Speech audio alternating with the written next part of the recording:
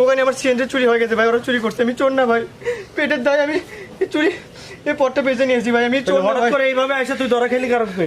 ভাই একটু কথাটা শুনি ভাই, বলতো দেখি গিয়ে। আরে ওর কথা শুনে না, সব মিথ্যা কথা করছে। আরে ভাই। শুনেরা বোঝেন না, না শুনেরা ভাই, সব মিথ্যা কথা ভাই, মিথ্যা কথা না ভাই, না আমি কথা চুরি বিশ্বাস করিনি। করো তো মুশকিল আছে, দেখতেও তো চোরের মতো রে তুল কে ভাই, সোরেরা ধরা বললে হ্যাঁ? বানাটা নাই কয়। আচ্ছা না ভাই, না চোরটা না ভাই। না ঠিক আছে শুনি, তবুও গল্পটা তো শুনি, কি হয়েছে সেটা বল বল।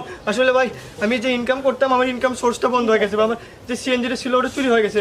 এই জন্য আমার বাসায় তো বউ বাচ্চা আসবে, বুঝছেন না, খাওয়া দাওয়ার, আমার বাসায় তো ছোটো একটা বাচ্চা আছে, তার দুধ কেনার পর্যন্ত টাকা নেই ভাই, এই জন্য আমাকে এই পথে ব্যস্ত হয়েছে ভাই, আমি চোর না ভাই, এখন পেটের দায়ে পড়ে আমাকে চুরিটা করতে হয়েছে ভাই, আমি আসলে চোর না।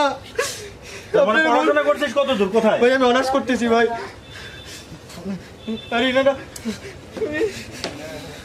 না আসলে তোর বিষয়টা খুব দুঃখজনক।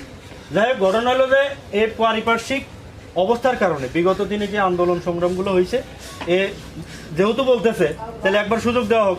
এই তোর বাড়িতে কে কে আছে আর তোর বাড়ির? আমার বাসায় একটা ছোট বাচ্চা আছে ভাই, আমার তার দুধ কেনার জন্য আজকে আমাকে চোরের পথটা অবলম্বন করতে হয়েছে ভাই, আমি আসলে চোর না ভাই, বিশ্বাস করেন ভাই, আমি চোর না ভাই, বিশ্বাস করেন।